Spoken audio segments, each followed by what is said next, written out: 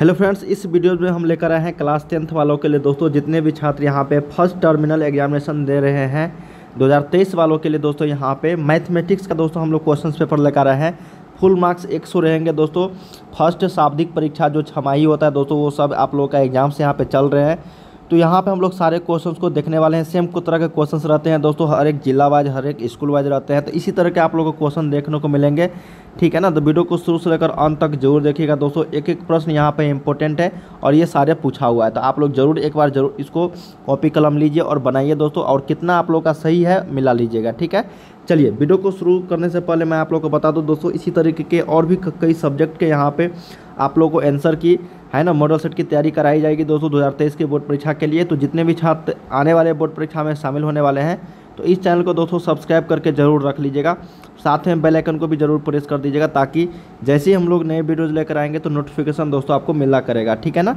चलिए हम लोग यहाँ पे फर्स्ट क्वेश्चन की ओर देख रहे हैं दोस्तों, और इसको डाउनलोड भी कर सकते हैं दोस्तों। ये सारे क्वेश्चंस आप लोगों को अभी एग्जाम्स नहीं हुए हैं, तो मैं आप लोगों को डाउनलोड करने का लिंक भी दे रहा हूँ। वीडियो के डिस्क्रिप्शन में वेबसाइट का लिंक है, इसी चैनल के नाम से starkstudy.com।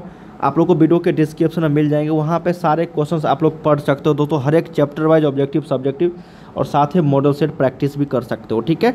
चलिए बिना किसी देरी के हम लोग स्टार्ट करते हैं दोस्तों। एक एक प्रश्न यहाँ पे आप लोग को, और टेलीग्राम से भी जुड़ जाना है आप लोग को। टेलीग्राम का भी लिंक डिस्क्रिप्शन में दे डालूंगा।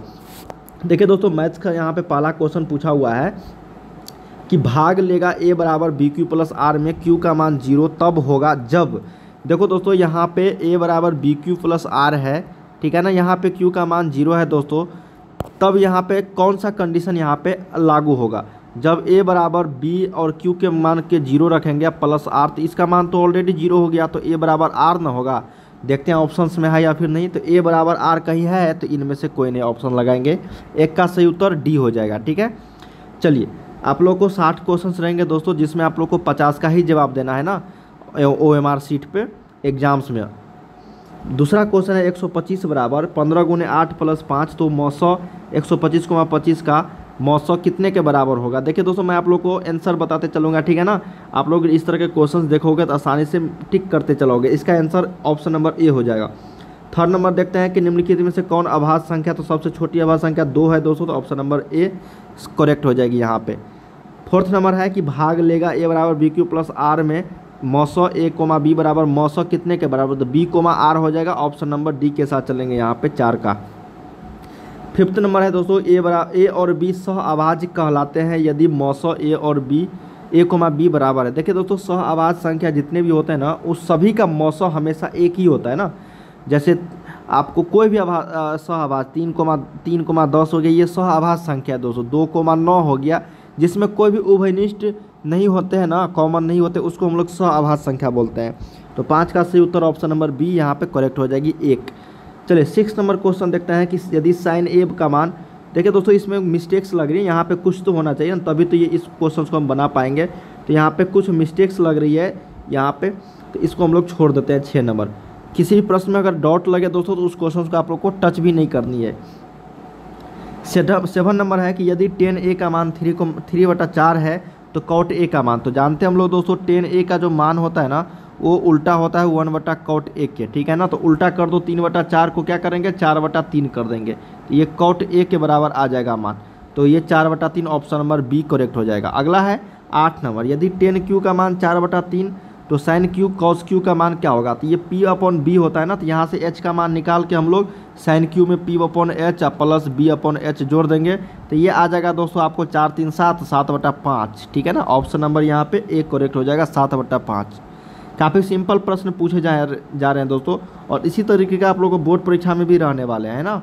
थोड़ा सा घबराना नहीं है दोस्तों, बहुत सारे छात्र घबरा जाते हैं एग्जाम से पहले बोर्ड परीक्षा में, तो आप लोगों को टेंशन लेने की जरूरत नहीं है। इसी तरीके के क्वेश्चंस रहेंगे, आप आसानी से दोस्तों काफ़ी सारे प्रश्न को हल कर पाएंगे एग्जाम्स में भी, है ना।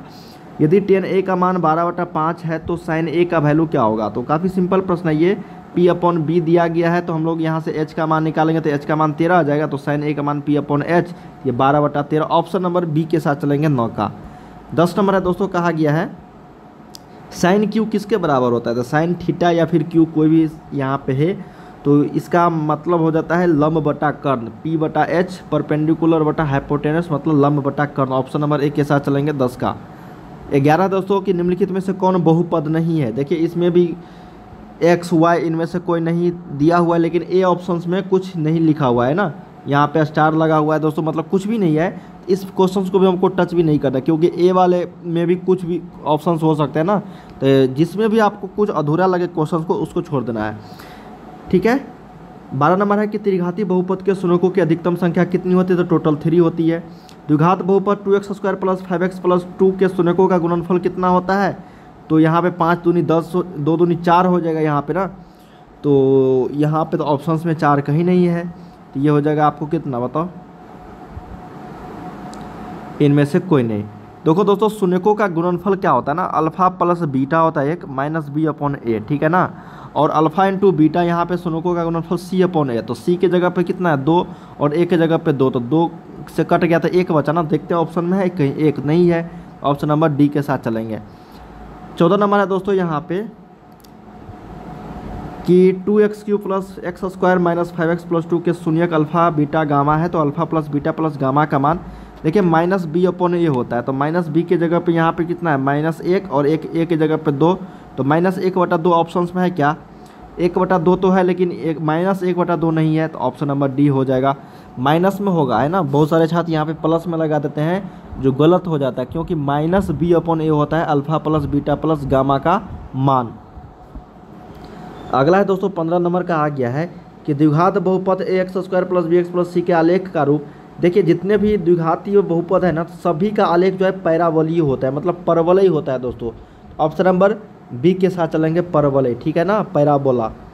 अगला है 16 नंबर, कहा गया है, मैं आप लोगों को यहाँ पे लघु और दीर्घोत्तरीय प्रश्न भी बताऊंगा, डिटेल्स में बता रहा हूँ दोस्तों यहाँ पे, ताकि एक भी प्रश्न में दिक्कत नहीं रहे आप लोगों को, ठीक है ना। 16 नंबर देखते हैं कि यदि बहुपद x² - x + 5 के शून्यकों का युगसाध है तो a का मान क्या होगा, तो a का मान यहाँ पे निकालना है हम लोग को दोस्तों, ये हो जाएगा ऑप्शन नंबर डी 7 है ना, 7। 5x² + 6x³ + 8 में बहुपद का जो घात होगा वो कितना होगा, तो मैक्सिमम घात हम लोग को बताना है, तो 3 होगा। y अक्ष से बिंदु 3,5 की दूरी कितना होगा, तो y अक्ष से पूछा गया, तो x का मान बताना है 3 होगा, ठीक है ना, क्योंकि ये देखो ना 3,5 है, तो ये x और y है, जब y का मान पूछा जाएगा y अक्ष से दूरी तो x का मान बतानी है, जब x अक्ष से दूरी पूछा जाएगा तो y अक्ष का मान बताना है। यहाँ पे y अक्ष से पूछा गया है तो x का मान बताना है 3। सिंपल प्रश्न रहते हैं दोस्तों, आप लोगों को थोड़ा सा ट्रिक भी यहाँ पे समझना पड़ेगा। 19 नंबर है कि मूल बिंदु के नियामक निम्नलिखित में से कौन है, तो मूल बिंदु के नियामक कितना है आपका 0,0 हो जाता है, तो ऑप्शन नंबर 19 का बी।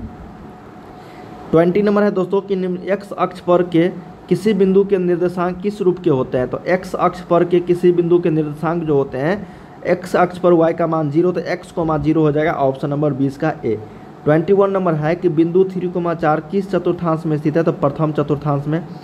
इसका बीच की दूरी पूछा गया है दोस्तों, तो बीच का दूरी यहाँ से हम लोग निकालेंगे अगर, तो ये हो जाएगा 2, 1, 3, 3 का स्क्वायर + 4 का स्क्वायर कितना हो जाएगा आपको रूट अंडर में, तो 25 हो जाएगा, तो रूट अंडर 25 का मान 5, तो ऑप्शन नंबर सी के साथ चलेंगे यहाँ पे। ऑप्शन नंबर क्या हो जाएगा दोस्तों यहाँ पे सी 5। अगला है 23 नंबर, कहा गया है कि 2, -2 और -2,2 को मिलाने वाली रेखाखंड के मध्य बिंदु के, तो मध्य बिंदु का हो जाएगा 0,0, क्योंकि हम लोग जानते हैं x1 + x2 बाई 2 निकालते हैं ना, y1 + y2/2 मध्य बिंदु जब भी निकालते हैं तो इस तरह का फार्मूला हम लोग को यूज करना होता है। 24 नंबर है कि दो वृत्तों की त्रिज्याओं का अनुपात 3:4 है, तो क्षेत्रफलों के अनुपात क्या होगा, तो क्षेत्रफल का अनुपात इसका स्क्वायर कर देंगे तो 9:16 हो जाएगा, ऑप्शन नंबर बी। 25 नंबर है कि किसी वृत्त के केंद्र से 8 सेंटीमीटर लंबी जीवा की न्यूनतम दूरी 3 सेंटीमीटर है, तो वृत्त का व्यास 10 सेंटीमीटर हो जाएगा दोस्तों। क्योंकि हम लोग यहाँ पे त्रिज्या निकालना है ना, तो त्रिज्या बराबर 8 में से 3 घटाएंगे तो 5, तो त्रिज्या का दोगुना होता है ना व्यास, तो दोगुना कर देंगे तो यहाँ पे 10 सेंटीमीटर आ जाएगा। अगला है 26 नंबर की प्रथम 5 समप्राकृतिक संख्याओं का मान सम पूछा गया, तो 2, 4, 6, 8, 10 सभी को जोड़ के 5 से भागा दे तो 6 आंसर आएगा, ऑप्शन नंबर बी।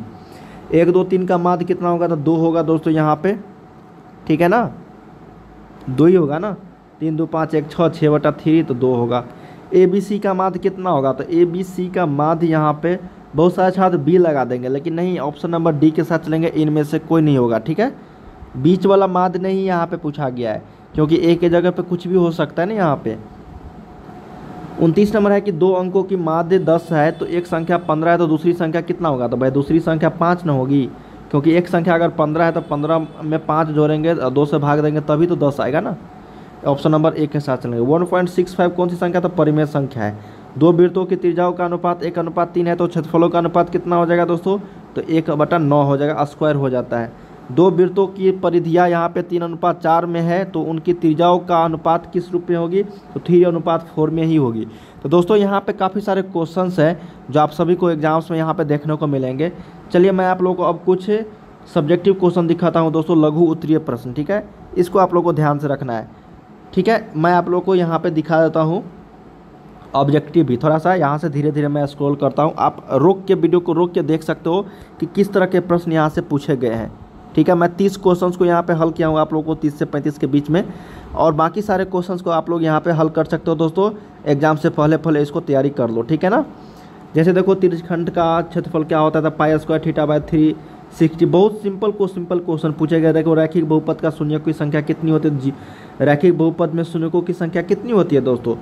तो रैखिक बहुपद में केवल और केवल एक होता है ना, तो ऑप्शन नंबर यहाँ पे सी हो जाएगा। अभाज्य संख्या नहीं है तो यहाँ पे अभाज्य संख्या कौन सा नहीं है? तो ये 9 है। काफ़ी सिंपल प्रश्न है जो आप लोगों को यहाँ से आसानी से बनते हुए चले जाएंगे, ठीक है। देखो tan 60 डिग्री का मान पूछा गया, कितना सिंपल, ठीक है ना। तो इस तरह के प्रश्न आप लोगों को यहाँ पे बनाने हैं। चलिए अब यहाँ पे लघु उत्तरीय प्रश्न आप लोग देख लो, इस तरह के प्रश्न यहाँ से पूछे गए हैं, ठीक है। वीडियो को रोक के आप लोग यहाँ से पढ़ लो।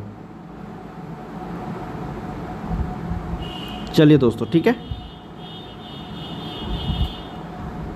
दोस्तों यहाँ पे हम लोगों ने मैथ्स के क्वेश्चंस आप लोगों को सोल्व करके बताए हैं आंसर की के रूप फॉर्मेट में। अगर वीडियो पसंद है तो लाइक ज़रूर करना दोस्तों, और इसी तरह के और भी वीडियोस देखना चाहते हैं तो ज़रूर कमेंट करके बताइए, और कमेंट करके बताना आप लोग का एग्जाम्स कब है और हो चुका है या फिर नहीं, ठीक है ना, या फिर सेम क्वेश्चंस था। ये सारे आप लोग वीडियो के कमेंट बॉक्स में आप लोग ज़रूर बताना।